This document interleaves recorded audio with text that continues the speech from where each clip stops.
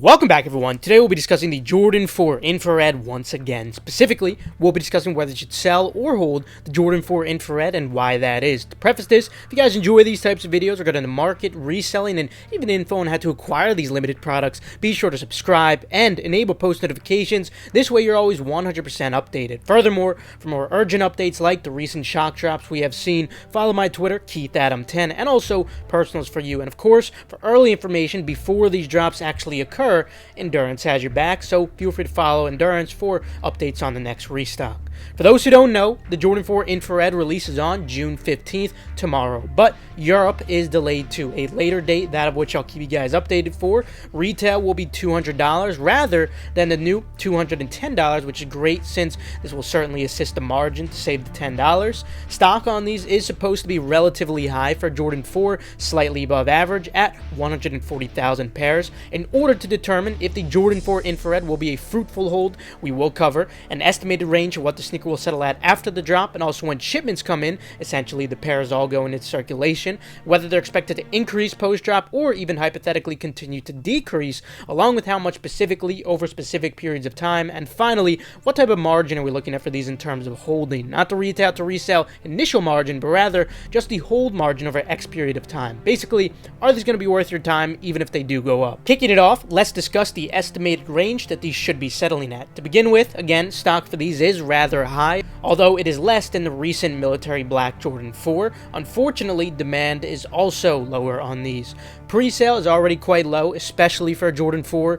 Bids certainly don't look overly impressive, and despite pre-sale being low, sale volume isn't super impressive either for a general release. It's certainly good sale volume, but if you compare what's on the screen right now with the Jordan 4 military black video, there's certainly notable differences in the sale volume. Nonetheless, demand is still very good on these, but not to the same scale as, again, the military black Jordan 4, and it makes sense since those were much more universal compared to these, which are more niche. But a bonus for this is that they are only $200 rather than $210, so that extra $10 definitely helps provide wiggle room for profit. So with slightly above average stock and good demand, although nothing crazy, I am still expecting these to be profitable with a decent margin, but not a great one. As usual, larger sizes will perform the best. Personally, I'm still going full throttle on these. Now, regarding a specific range, prices have already seen the vast majority of their pre-drop decrease since it is the night before. This leaves the current average at about $260 for sizes 8 to 12, but of course,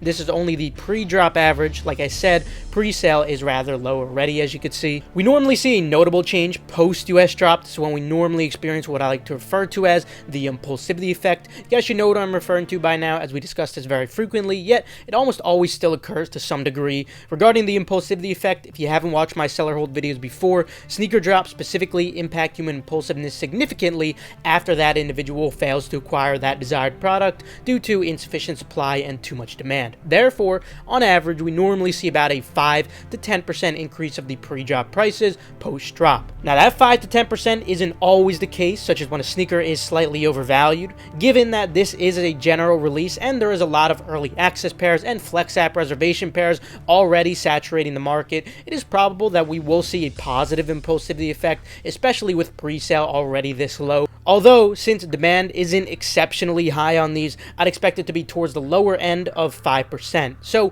in the hypothetical case that there is a 5% increase in price, this would leave prices at about $273 on average. Since that is an average, the big sizes may be touching the high 200 range and perhaps even briefly the low 300 range, with smaller sizes in the mid 200 range. Remember though, this is temporary. Now let's discuss what the prices will look like when shipments go out within that 1 to 2 week range. During this period, the vast majority of pairs will be going into circulation. Given that this is a general release and we already do have some pairs in circulation, I of course do still expect a notable decrease in value of the average about 10%. This would then hypothetically leave prices at about $246, and again, large sizes will remain the best, so those will still hover in the upper 200 range, with the smaller sizes in the low to mid 200 range. So that would still leave room to profit, especially in the larger sizes, thanks to that 200 retail, but evidently the margin certainly isn't too great. Now that the average price ranges at those points in time are evident though, let's discuss whether they're expected to increase from the post-shipment prices or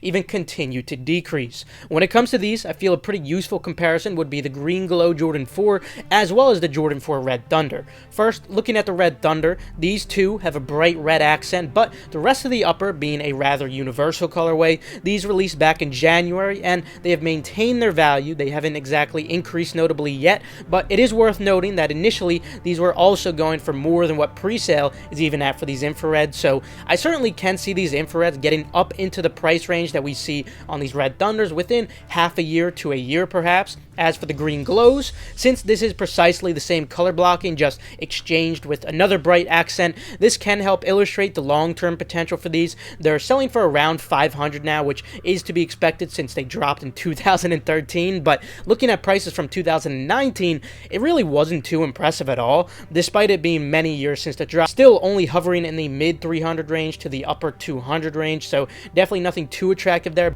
But it is worth noting that overall, green shoes do tend to carry less demand compared to an infrared shoe, so that is worth taking into account as well. So with the current prices that we're seeing on the infrareds and what I'm expecting post-shipment prices to be, I believe this leaves plenty of room for them to increase beyond the post-shipment prices, of course. But finally, regarding the hold margin on these, essentially, are they actually going to be worth your time even though they are increasing? Seeing where the Red Thunders are at, I do believe that these have the potential to get to those same prices within half a year or perhaps a year. If that is the case, this would allow for about a 30% ROI from the post-shipment prices, but only a 20% ROI from the post-drop prices, so it's pretty average, definitely not too bad.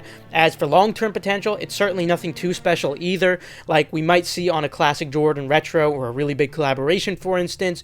Pretty ordinary and maybe even slightly subpar when it comes to these, assuming they do end up like the Green Glows or even slightly better than those. Hence, I would rate these a 5 out of 10 hold, essentially just average, and that's especially because they're very low right now. I think that leaves a lot of wiggle room for these to increase in the future. There are likely going to be better opportunities out there, but it still won't be silly to hold a few pairs if you do desire. I will be quick selling my pairs personally, but I'm definitely keeping a personal pair as I'm actually a really big fan of this colorway since it reminds me of the very nostalgic Green Glows so much. But let me know what you guys think about these. Also, just note in general, for anyone considering holding any items who do have low capital, you should never hold anything in general if you don't have sufficient capital to go for as many drops as possible at your full potential without holding back. If you do need money to go for all drops, try to sell these as soon as possible. Let me know what you guys are doing with your pairs down in the comments below, since this is a discussion at the end of the day. I can't predict the future. That's just my personal analysis based on the data that I've acknowledged. We have a lot of brilliant minds watching the video right now, so I implore you to leave your notions down in the comments below as well. But anyway, that will conclude it for today. You can feel free to leave a like if you enjoyed, or perhaps if you learned a thing or two. Subscribe and enable post notifications to stay 100% updated on all hyped releases. Also, feel free to check out the links in the description below for reliable, fast residential proxies. Furthermore, feel free to follow Endurance's Twitter for updates on restocks and key giveaways. And the same goes for Gargantua if you want to keep up with the progress or restocks. Last but not least, make sure to follow Keith Adam 10 and Personals for you. This way, you guys stay updated on all urgent info like I was mentioning today. With that though, I will see you guys later. Have a fantastic rest of your day, and of course, good luck on the release, or if you already copped, congratulations.